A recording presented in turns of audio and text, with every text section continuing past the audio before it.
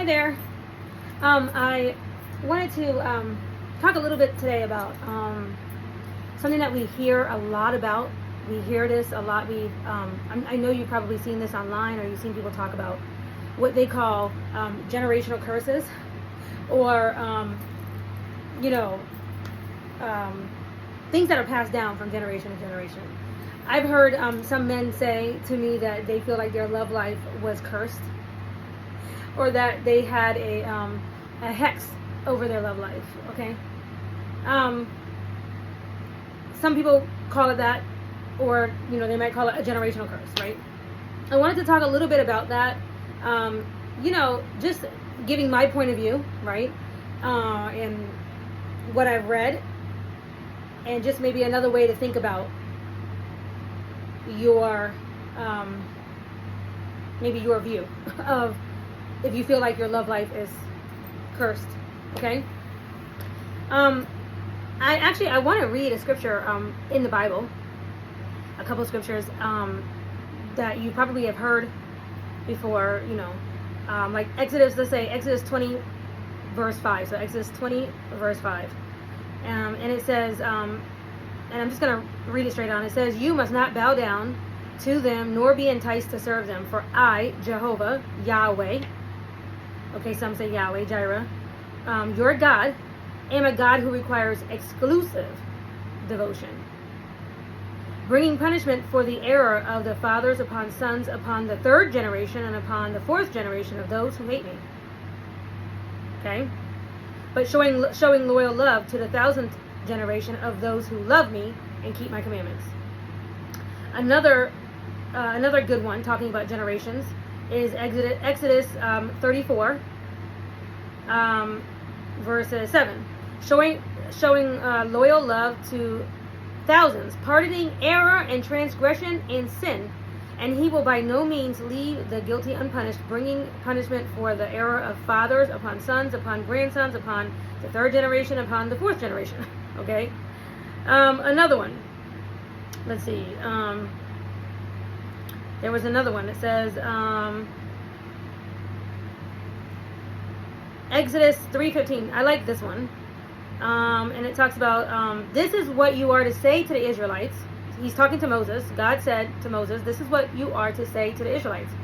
Jehovah, the God of your forefathers, the God of Abraham, the God of Isaac, the God of Jacob, has sent me to you. This is my name forever. And this is how I am to be remembered from generation to generation." Okay, so the point of this, or the reason why I'm reading these few little scriptures, if you are a Bible reader, or if you're a Christian, or if you believe in God, or whatnot, it's clear to see that that God talks about passing things down from generation to generation to generation, specifically passing down who He is, what His name is, who He is. He went on in the Bible many times to really express what you should be passing down from generation to generation, right? And hold on. He actually talked about that for a reason, right? Because he was on purpose with sharing this, because he knew that if he didn't give this direction, something was going to be passed down. Something by default, good or bad, would be passed down, right? Sometimes you don't even know you're doing it. You don't even know sometimes you might be creating a tradition in your house and you don't even know you're doing it, right? Let me give you a couple examples of what I'm talking about, okay? Let's say, for example, my mother, we always decorated for fall in our house. My mom always decorated for fall. We don't celebrate Thanksgiving because, for several reasons, but like my mom always reminded us, okay, Americans are celebrating Thanksgiving, but what are the Indians celebrating? Are they thankful for Thanksgiving, for the day of Thanksgiving? No. We should be thankful all year long, right? But what we are thankful for is for the change of seasons that God provided. He gave us the change of seasons. He gave us fall, autumn, winter, summer. He gave us that, right? And he said in the Bible that to celebrate those things. So we always decorated like that, right? And then she would make a big dinner or whatever, and it wouldn't be on Thanksgiving Day, it would just be on another day. And she especially even did it even more with my kids, right? And it's something we like to do. We continue to do.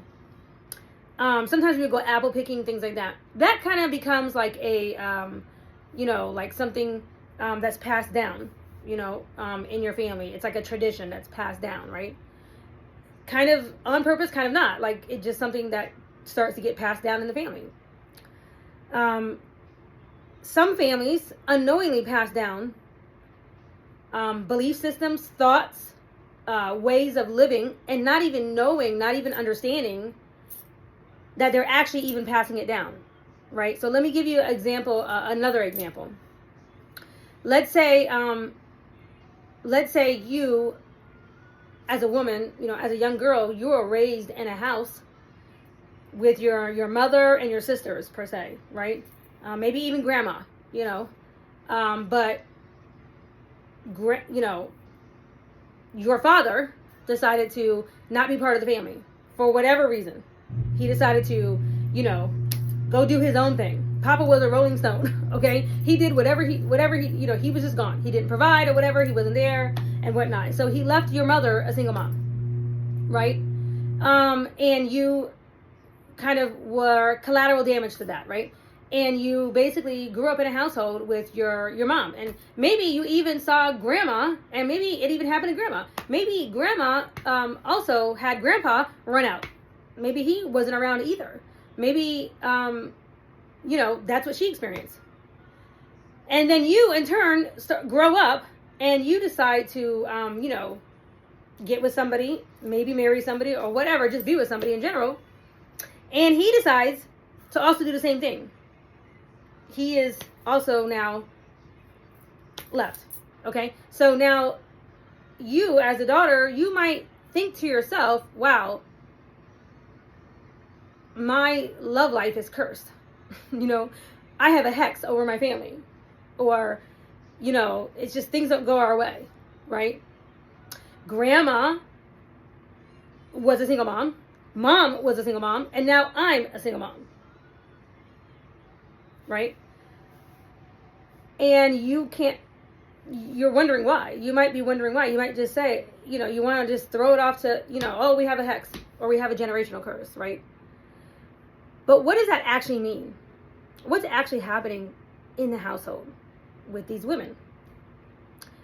Sometimes, first of all, it's usually a combination of many things, right?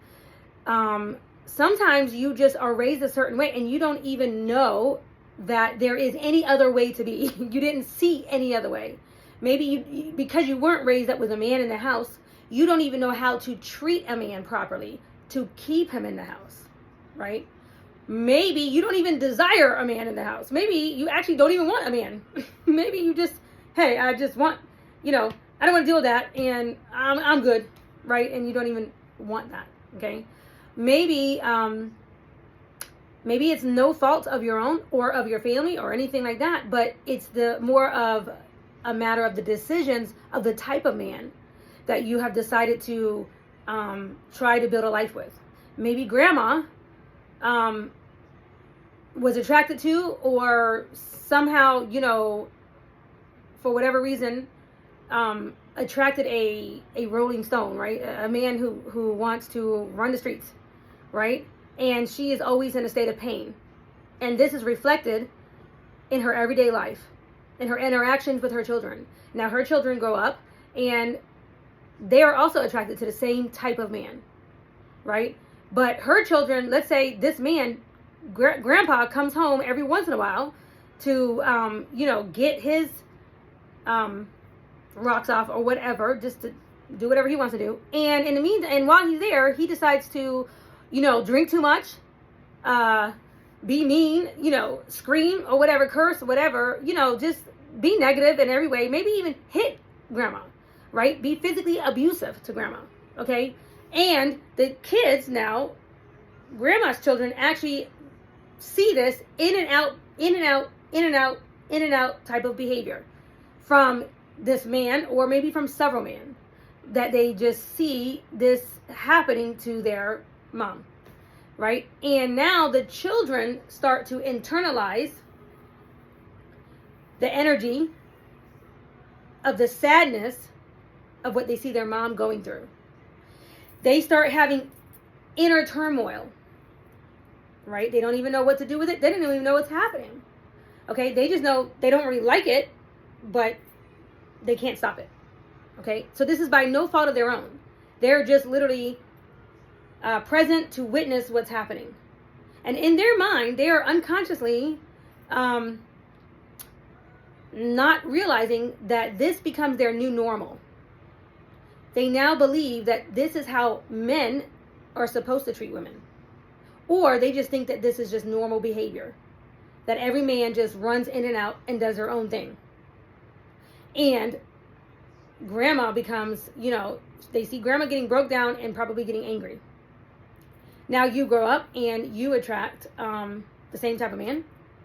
You experience the same type of thing, right? You don't really know why or anything, and you just respond in the same type of way that you grew up seeing.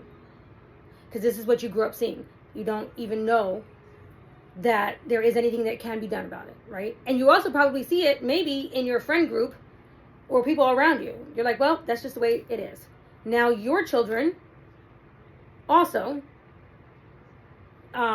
grow up, or growing up in a household where they now see mom getting either abused or abused emotionally, psychologically, physically, or something like that, right? And then what happens is now there becomes generations of pain, hurt, and disgust, resentment, right? And the way they decide to start dealing with it is, instead of actually fixing maybe what's the real problem or the root problem, they decide they don't want to deal with their pain. They don't want to deal with these issues. And they decide, well, I'm just going to drink. I'm just going to drink down this bottle of wine. Or I'm going to take this, Percocets, or I'm just going to, go out there and, sleep with even more men, right? And just get what I can from these men. Okay. And instead of dealing with their emotions or their actual feelings or their turmoil that they're actually feeling, right?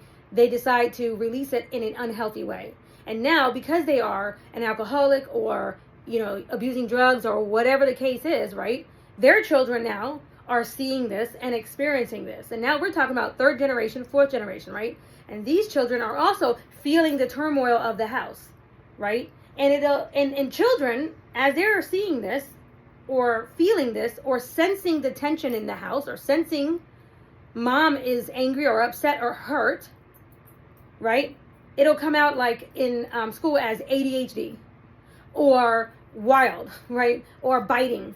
You might have a child that's just like biting or something, or being, bad in some sort of way. Like they're misbehaving. They're misbehaving in some sort of way. They're just acting wild. It could come out in children in many different ways. And then they grow up and actually start patterning, because that's the pattern that they saw, and this is what they experienced, and now they start doing the same type of thing, right? And what happens is nobody is slowing down long enough in the family to actually stop and deal with their rightful feelings that they're feeling. The rightful, the feelings that they are building up, the resentment, the anger, or whatever that they rightfully have. So, I grew up with, my mom always taught me, she always said, Melinda, your feelings, your emotions that you're feeling, they're valid. And you can't stop them. You can't stop them. Now, you can be mature about how you express them, right? But if you try to hold them down or repress them or run away from them or not feel them, they're just going to come out in another way. She used to say it's just like a running water that's coming out of a faucet, right? Okay, the water is running, and when you open the faucet, when you turn the knob, okay, that is to release water. That's your emotions. And this is the proper outlet for the emotions to come out, or for the water to come out, right? But if you open the knob or experience something traumatic or something that makes you angry or whatever, and the knob is turned on and now the water is coming out, but you decide, I don't want it to come out of that spigot, that sink. I don't want it to come out of there. I'm going to block it with alcohol, drugs, sex, bad behavior, running the streets, being angry, whatever, right? You're going to block your real emotions from coming out, and you try to stop it from coming out of the spigot. That works for a while, maybe a minute or two, maybe a few, whatever. But eventually the water gets backed up to underneath the sink or backed up in the pipes, right? The water is still coming because it's been turned on. So the water is still coming and it has to go somewhere. So eventually, if it doesn't go out the proper channel, it will bust underneath the sink. And you will have a bigger problem because now everything under your sink is wet. The floor and everything is messed up, broken. You have broken pipes. You have destruction everywhere, right? Depending on how fast you catch it, okay? So I'm giving that example to explain that what happens is sometimes from generation to generation to generation, right? You are trying to block the real emotions, the real feelings, okay? And that can create patterns, generational patterns in men and women. The same thing goes, for example, for men.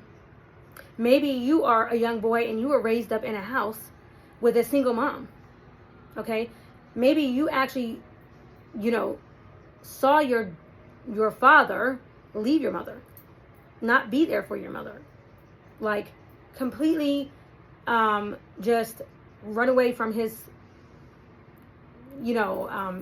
issues or from his responsibilities in the household as a man. Maybe you grew up seeing this. Maybe you grew up seeing mom sleep with several different people, have lots of partners, okay? And you see your mom get hurt from these different partners. And mom is angry. Mom doesn't actually deal with her emotions and her feelings properly, and she's angry. She gets upset, right? And she might snap at her children, like over-exaggerated. Because why? She's not dealt with her actual feelings and emotions from way back when. And so every interaction she has that she doesn't like something or whatever, she over-exaggerates. And she is coming from a place of pain all the time. Her place of orientation, her default daily is maybe a reminder of pain.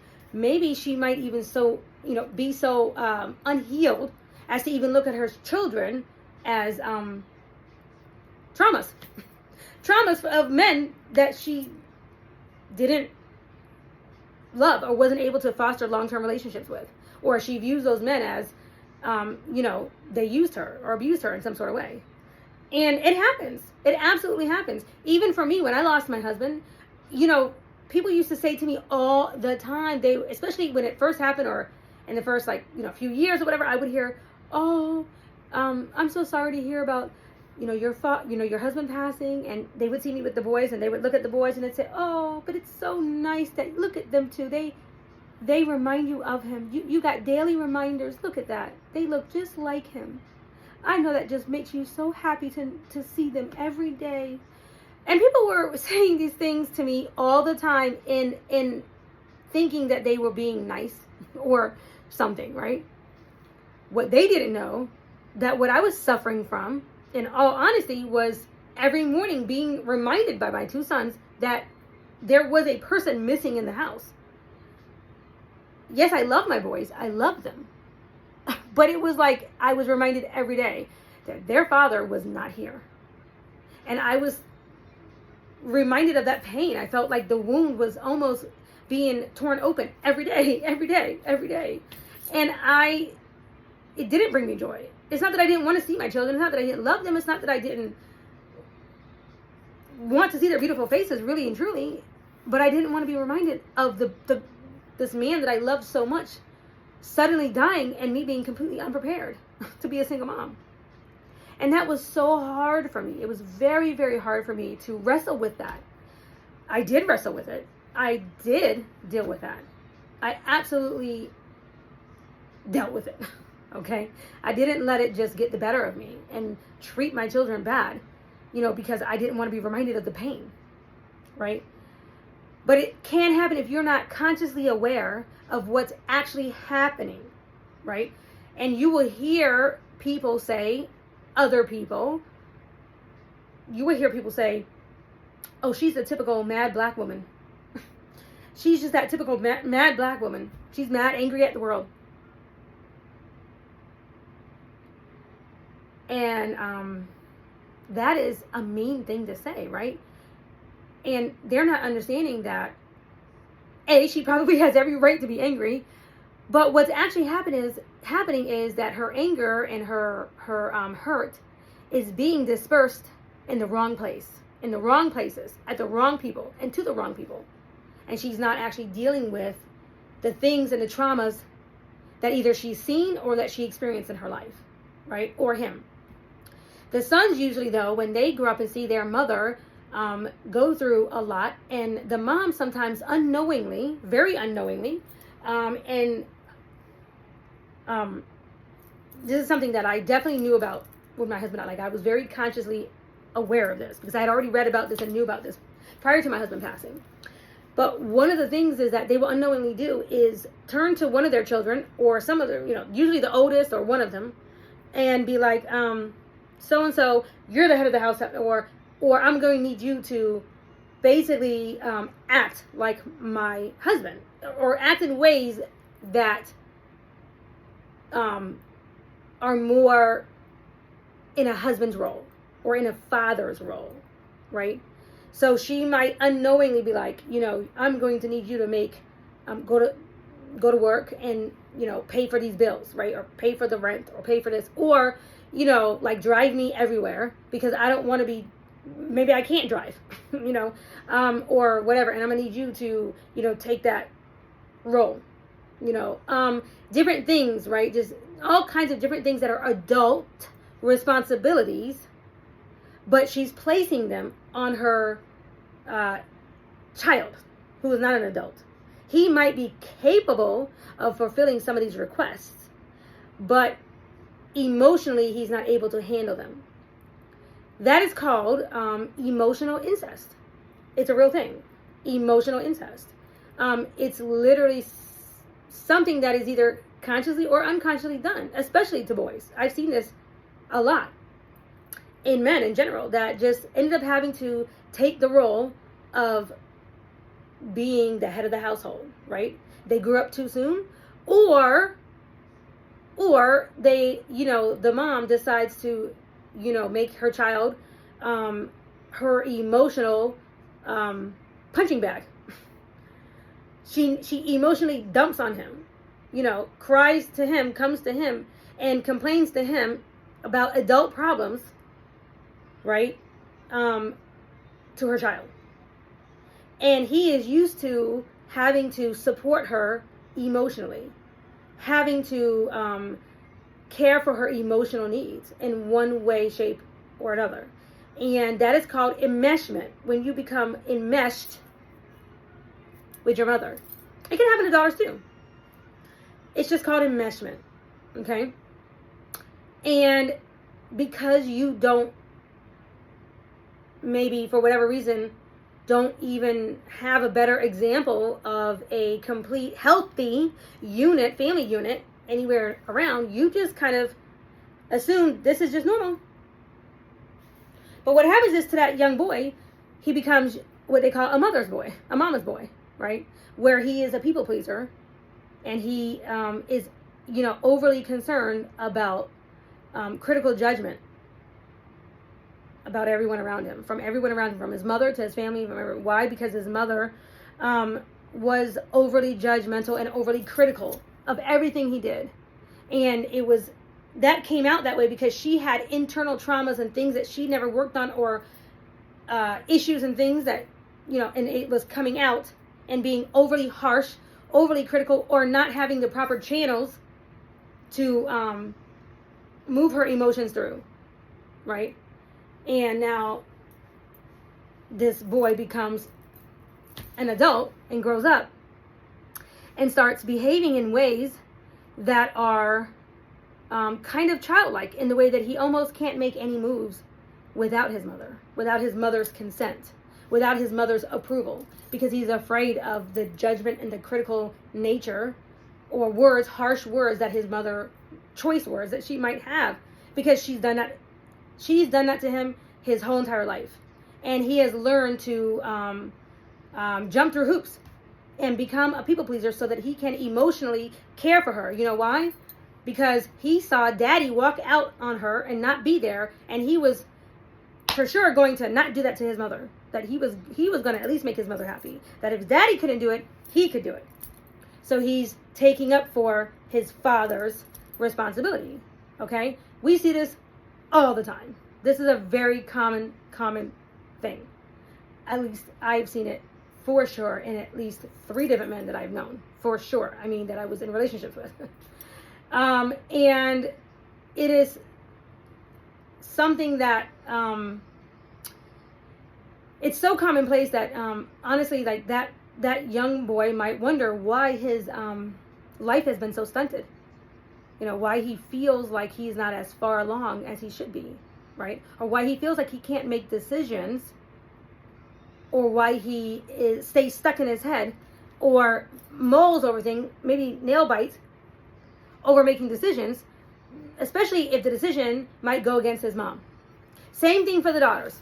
The daughters will experience the same thing. When your parents don't give you the freedom of expression, the freedom to be whoever you want to be, basically, you know, like give you free will, when you don't experience a household where mom looks to dad and dad actually provides for her, takes care of her emotional needs and whatnot, and there's a balance of that happening, the mother will be overly critical and whatnot, and the daughter will end up repeating patterns.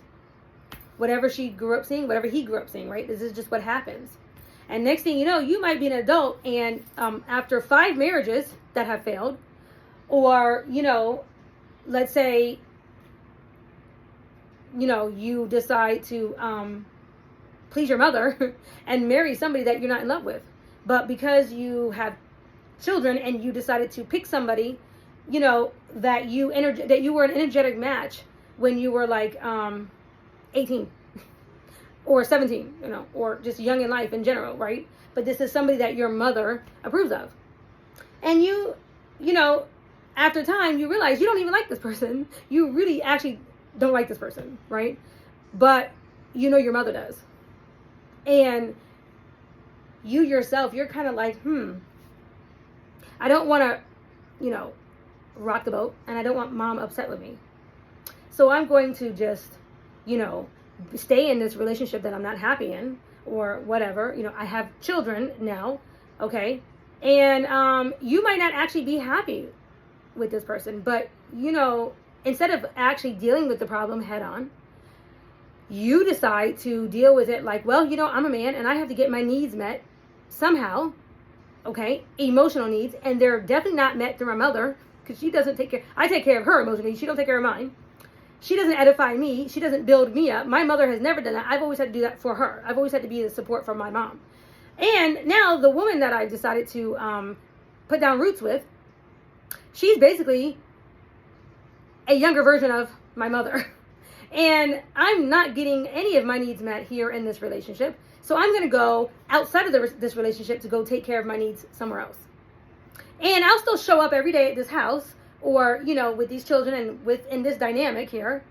But I'm going to breadcrumb her, right? Because what happens is he's out here with every other woman or whatever, wherever he's getting his needs met.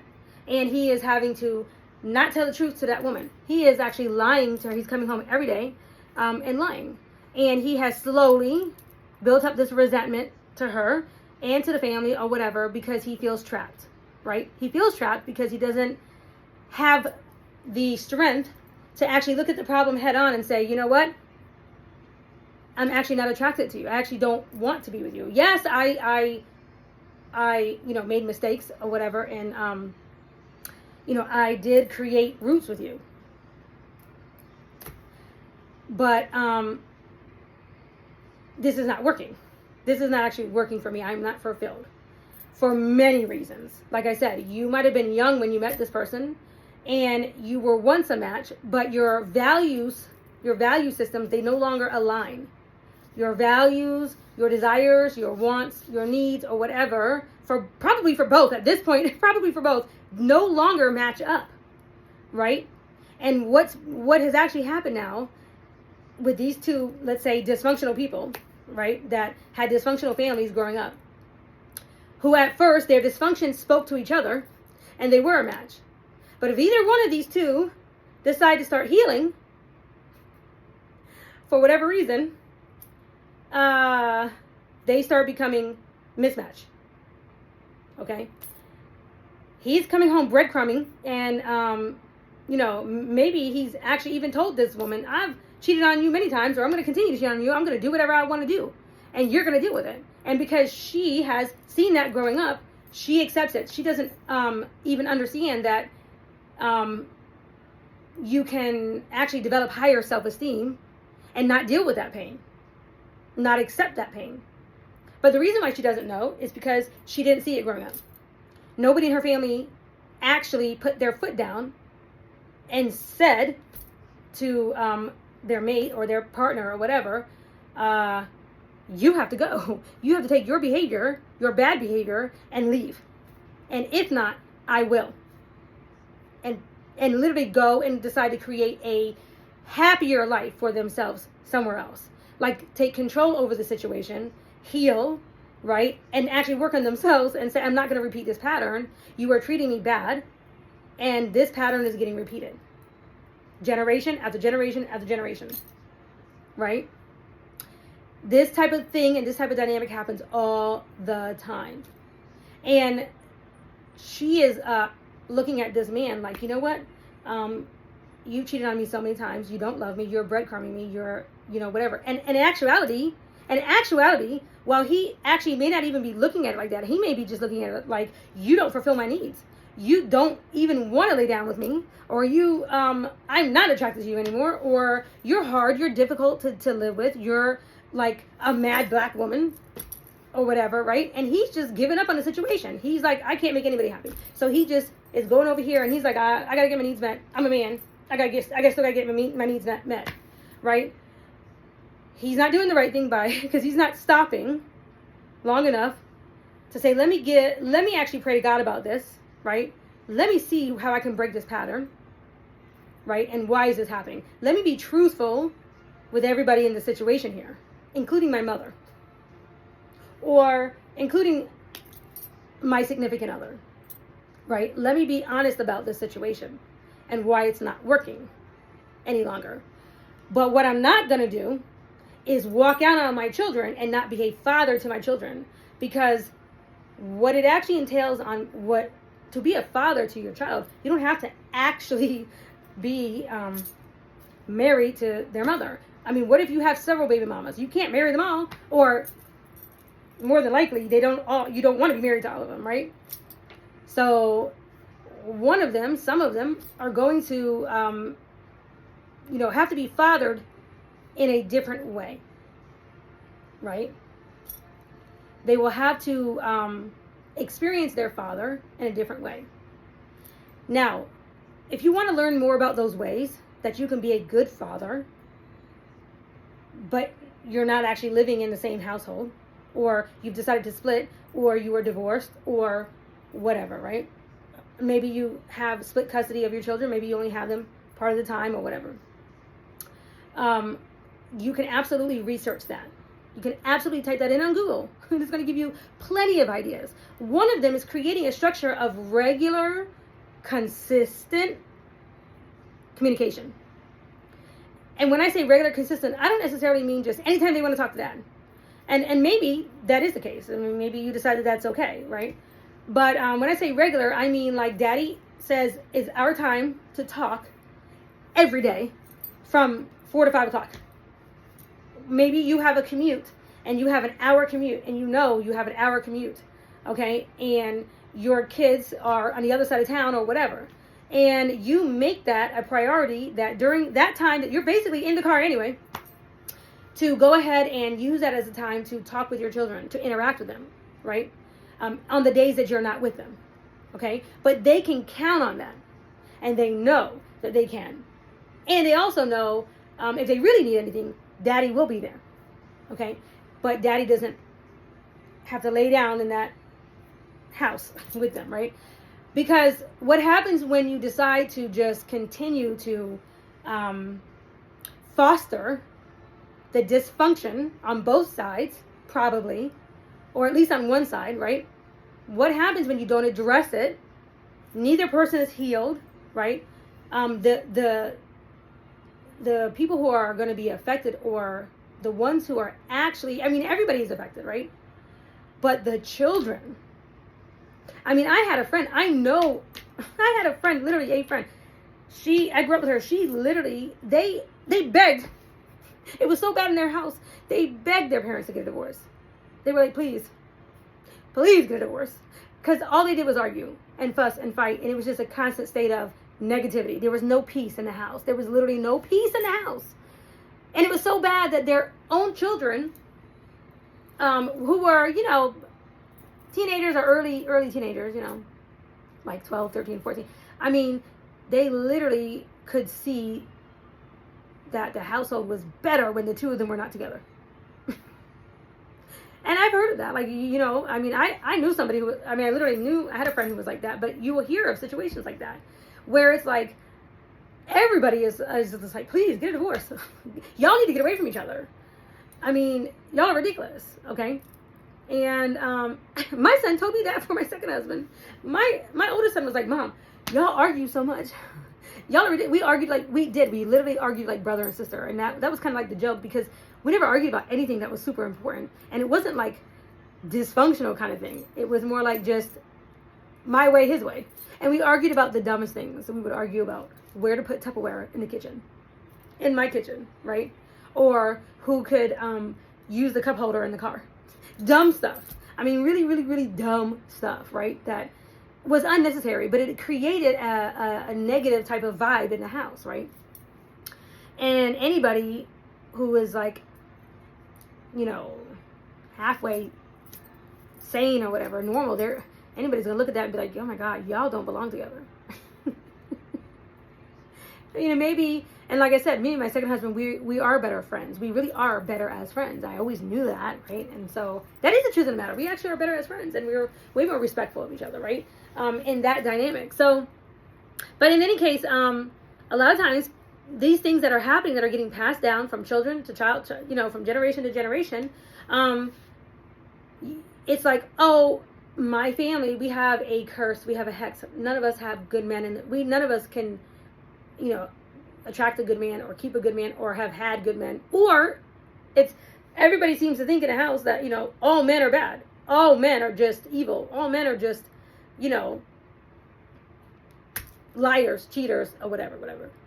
And you start creating resentment, and you start walking around and being exactly what people call the angry black woman, right? Because she's been hurt and she's had to do things on her own.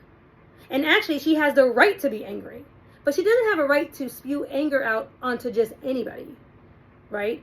Definitely not on her children, and definitely not to strangers, okay? Right? But she has the right to be angry with the rightful person, okay? But in the end, she only really has herself to blame when she had the option from the very beginning of the abuse, whatever type of abuse, emotional abuse, physical abuse, whatever type of abuse she felt she was feeling, okay? She had the choice to put an end to it and say, you know what? This is not acceptable. I might give you one more opportunity. But I literally know women who have allowed their man, or just accept that their man cheats. Like, they even know that. They're like, oh, he's just going out. I mean, I've literally even met men here in Atlanta. I have literally met a man. He was an older gentleman.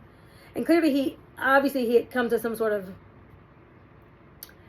I don't know, arrangement or something with his wife, who was really just a common law. It was really common law marriage, but they did own property and things together, but they had been together for so long. And I guess they were friends, I mean, but they were such good friends, and they accepted each other's bad behavior. When this man met me, and I'm laughing because he was actually kind of funny. He really was kind of funny. I met him at a wedding, I actually met this man at a wedding I did makeup for, and he was like, hey, let's dump this joint, or let's pop this joint, or whatever. He was like, let's go. And I didn't know anything about him, but he took me out to eat or whatever, and he goes, listen, can I call my wife and tell her about you? I was like, what? What are you talking about? What are you getting me in the middle of? Like, what? He was like, oh no, it's fine. I want to show her I got a pretty one this time. And I was floored. I was like, what are you talking about? I never heard or seen anybody, talk about, or be so open. Like I was, what he put her on FaceTime. Now, mind you, it was literally this was one date. If you want to call it, it wasn't even a date. It was like, let's get away from the wedding.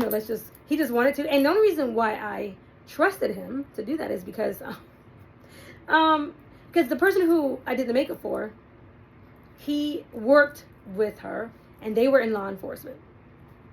And she literally brought him up to me and said, so-and-so, meet so-and-so. He won't leave me alone until I introduce you to him or to her or whatever. He really wants to meet you or whatever. And please humor him for me because he's getting on my nerves. And she was a bride.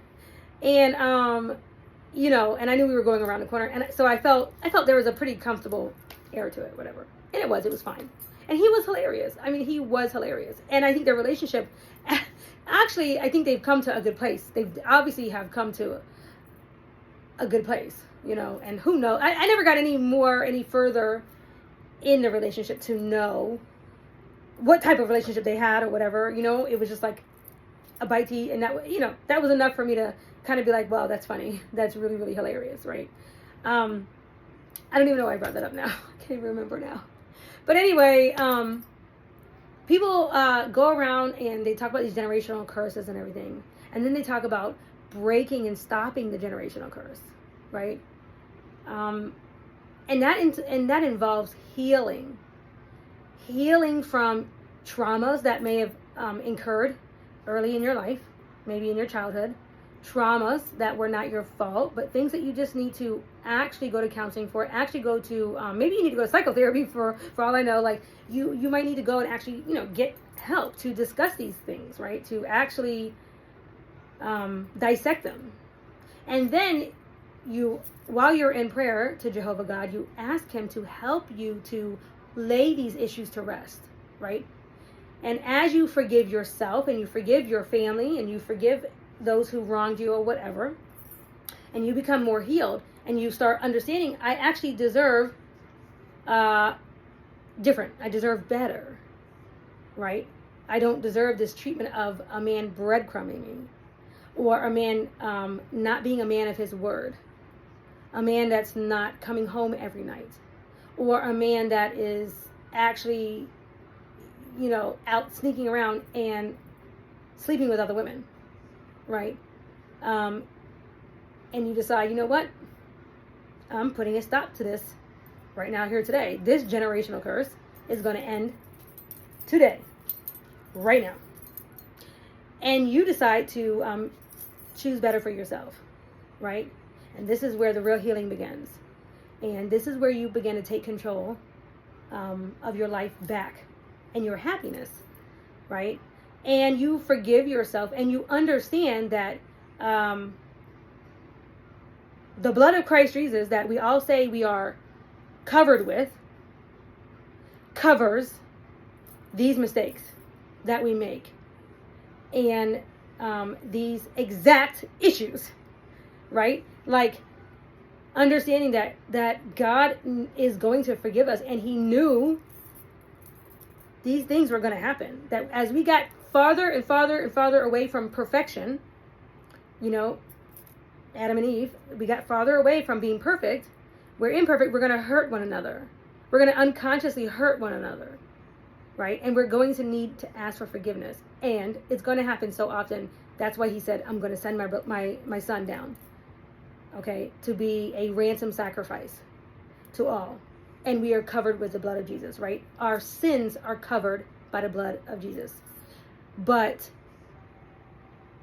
to continue to act in a way that fosters hurt and pain, especially once you know better, okay? Because when you start to know better and you start understanding the whys and the hows and understanding what's actually happening, and you actually learn to do better, however that you learn, right? Whether it be through a therapist, whether it be through God, or through, just bumps along the, like just experiences, like you just learn, like this is not going to work. This is not going to work, right? And you begin to change and heal, right? As you learn better, you do better. Because if you don't, then you're continuously grieving the Holy Spirit. Okay, because the Bible there's actually a scripture in the Bible. I believe it's in 1 Peter. Let me see if I can find it. I don't know if I can find it right now, but I think it's 1 Peter. Oh, I can't remember now. I'm going to find it. Basically, it talks about, I'll find it in a minute, but it's in 1 Peter where God has actually played. If you are a Bible reader and if you are a Christian, right? So this may not, you may not subscribe to this, but it is in the Bible that if you have decided to enter into a union with somebody, right, and you continuously hurt her over and over and over again, God says it as the man, your prayers are hindered. That he is looking at you to be responsible for her heart, for her emotional well-being. And if you don't care for her in that way, you don't take care of her heart by any means necessary or whatever, right? Maybe on purpose or maybe not even on purpose. Maybe just simply by, because I've heard men say, well, I have to get my needs met somewhere and I can't just continue. Because I know women who, when they get upset with their husband, they just refuse to have sex with him. Okay? And they think that this is going to hurt him. But what actually happens is they just look at it as, well, I guess I got to go over here to get what I need done. Right? Who's right and who's wrong? The way that I was taught was that in the Bible says, you render each other you do. The woman doesn't have the right to take that away from him. Just because she doesn't want to. But yet she might feel like she doesn't want to lay down with him naturally because she's hurt. She doesn't want to. Right? So it's literally like a cause and effect that's happening all the time when you have two unhealed people. Or one person who definitely is continuously hurting the other, right? So, but when you figure out what's happening and you see what's happening and you understand why and you start learning how to do better, it is your job and your responsibility as, let's say, the more mature one, or maybe the Christian one, to understand that God is not happy with my decisions. He is not happy with me, and my prayers are being hindered, or they may be hindered if I continue to do this. Right? He may not listen to me. So you have to decide. Can I continue to live in this truth, whatever this situation or this truth is? Can I continue to do this and serve God properly, not have my prayers be hindered, right? Can I be a respectful man? Can I walk this walk, or am I living a lie? Like, this is a little bit of what I talked about last night when I talked about emotionally having an emotional affair with somebody else. Like, men do this all the time. I see this and hear this all the time. You are in a relationship with somebody. You might even actually be sleeping with that person physically, but you are wanting and wishing and desiring to be somewhere else or to be with somebody else. And if you are a Christian man and if you are a Bible reader and you love God, that's not acceptable. You are still considered having an adultery or committing adultery in your heart. Okay? But what's essentially actually not happening, whether you believe in the Bible or not, whether or not you believe in God or not, or you're a Christian or not, what's still happening is you are not living in your truth. You're not being truthful with yourself or with that person. And you're actually emotionally abusing her. That's what you're actually doing. And you're actually creating more turmoil because you're also confusing. You might be confusing her, the children. You might be confusing everybody, right? Because you're you're doing something that you might consider as a man to be just your basic need. And I know men look at sex like that. Men look at sex as just like a basic need, right? Women don't look at sex like, now, maybe not all women, okay? But I'm going to venture to say that a lot of women look at sex as an emotional exchange, as an emotional exchange of two people who love each other, and as a result of deciding to enter into a relationship with somebody, right?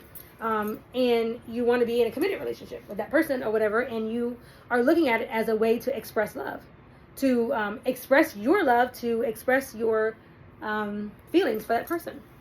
And when you are hurt, especially if you are hurt on a regular basis all the time, or you are feeling hurt, or you are feeling like this person is, hurting your, not being faithful or whatever, of course you're going to shut down and not want to give him sex. I mean, for a woman, it just feels natural because we don't want to lay down and be a doormat for anybody. Or like my grandmother used to say, like nobody wants to be a toilet for a man. Let him just do his business on you. And that's a very sad place to be if you feel that way in your relationship. If you are feeling that way, like you're just being used, okay? But he doesn't even emotionally check in with you. There's some serious re-evaluation that needs to be happening, right? Like there needs to be some serious come to Jesus moments. Like you need to really check yourself. Both, him and her, as far as I'm concerned. Because I'm not going to allow that. Like for me, the woman that I am, the way that I'm not going to allow it.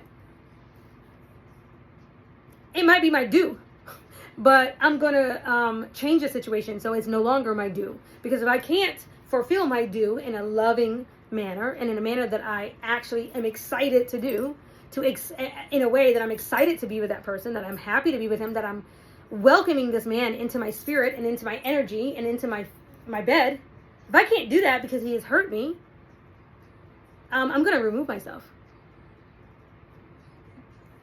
I can't, right? I can't do it.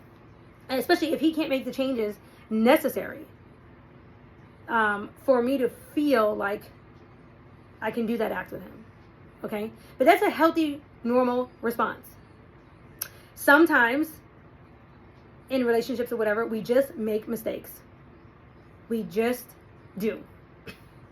Sometimes we don't see red flags, or maybe there was a red flag and we ignored it. Whatever the case. Maybe we were still in deep grief. And let's say, I see this all the time. This is very common for widows. Very, very common. I definitely remember reading about this, and I remember it being such a big thing for me that I asked my sister-in-law to not let me get married to anybody for a minimum of 4 years. Like, don't let me fall for anybody, because I felt like intuitively, instinctively inside of myself, I felt like I would not even be ready.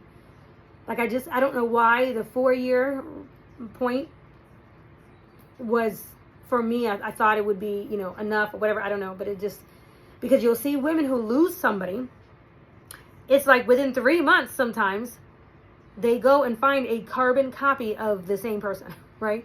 So, like, for example, my husband, back there, that's on my wall, he was tall, dark, handsome. He had a mustache, bald. Well, he wasn't always bald, but he had hair off and on or whatever. But anyway, and let's say I just decide to literally replace him with another tall, dark, black man that's also bald. And I am getting psychologically tricked, I'm psychologically getting mixed up in my brain and basically filling a void with this man who looks like, or maybe even acts like, him. Because I am unhealed from losing him, right? Like, I want him. This is the one I miss. But instead of actually dealing with my emotions or actually understanding that or actually dealing with that head on, I decide to just go and replace him with somebody else. And that person who might outside look like him and maybe even act like him sometimes, but he might have a barrage of red flags and things that are absolutely not okay with me, or just absolutely red flags, like no-goes, can't happen, right? And but I decide to overlook them because he reminds me of my husband, right?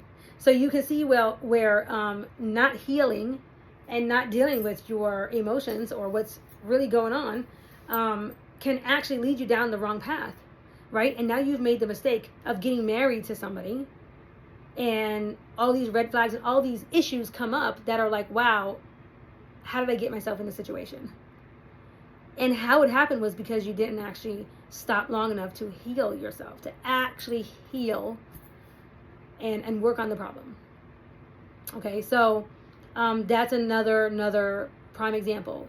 But if after I go through healing, I decide, this person over here, he's unhealed, or he has this and this and this and this, and I can't live with him, and it might be, like I said, to the point your health is actually being so affected, like super, your kids may be being affected, your health is affected or whatever, and it's just like, you have to stop the bleeding. You have to stop the bleeding. So the only thing that can be done is, you know what, I'm going to make a different choice, and I'm going to pray to God and ask him to please forgive me for my sins, forgive me for the mistakes that I've made.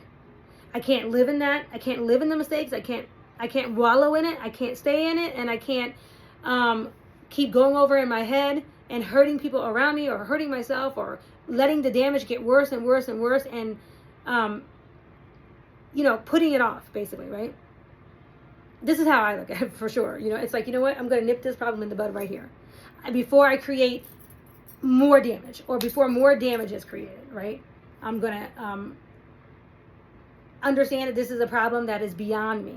And I'm not talking about, I don't like when my husband leaves the toilet seat up, or I don't like when my husband leaves shaving clippings in the sink. I don't like when he leaves his shoes out everywhere and I trip over his shoes.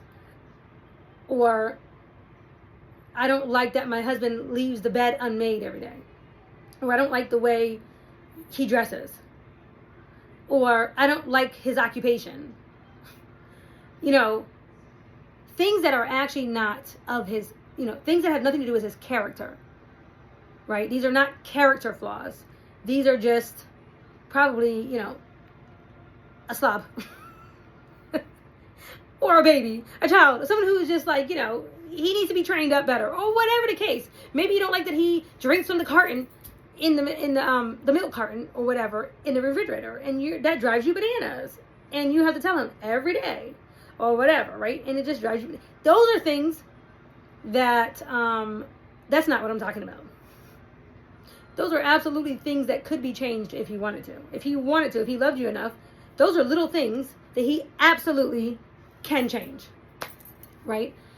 But there might be some other issues, some character flaws or behaviors, or the way he's treating you, the way he's talking to you, that he cannot change because he is an unhealed version of himself. He doesn't know how to change him, right? He just simply doesn't really know how.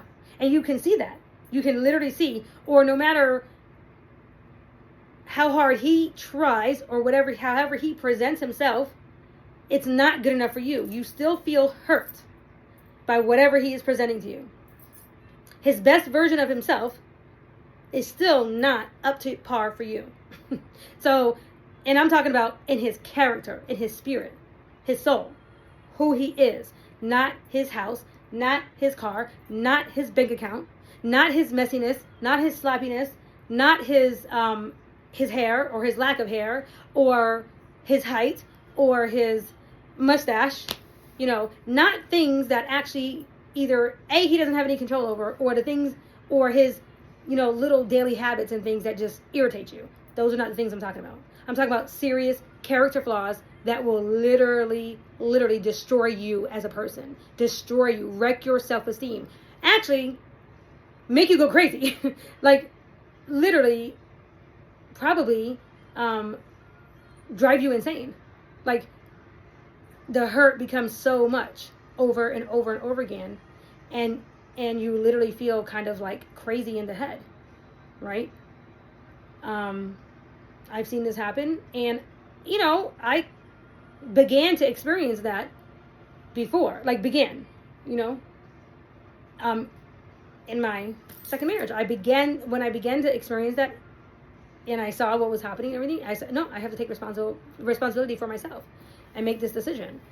You know, if two people are legitimately showing up in to their best of their ability, and they're still having these issues, or at least one is still feeling torn down or whatever, it's like somebody has to take responsibility for that. You know, you can't just lay there and be a doormat or be made to feel that way. Okay. Yeah, I think that was the majority of, I think that was everything. And this has been a long video. I've already hit 1 hour. Anyway, I hope that I've been able to provide some food for thought, or a different point of view, or maybe just a more, maybe a realistic view of what we call generational curses. And maybe I've helped to, provoke you, or maybe I've helped to encourage you to either seek help or maybe seek more information online that might help you. Okay. Remember, some of the terms that I used was enmeshment, right? Enmeshment, and different things that's one thing that you can definitely look up. You know, what constitutes emotional incest? There's lots of things that could constitute that, but what actually constitute emotional incest, right? Yeah, I think those are some of the terms. Okay, so anyway, I hope that I've been able to maybe be some help to even one person out there. Okay, all right, talk with you soon.